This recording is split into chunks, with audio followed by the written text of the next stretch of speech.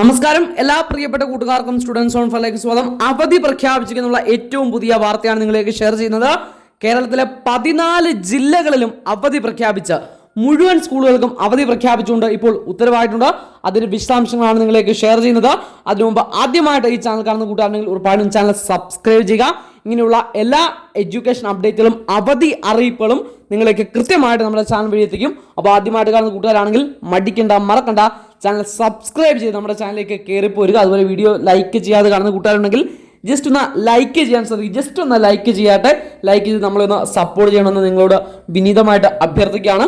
അപ്പോൾ നാളത്തെ ദിവസം, നാളെ ജൂലൈ 20 ശനിയാഴ്ച അവധി പ്രഖ്യാപിച്ചിരിക്കുന്നു.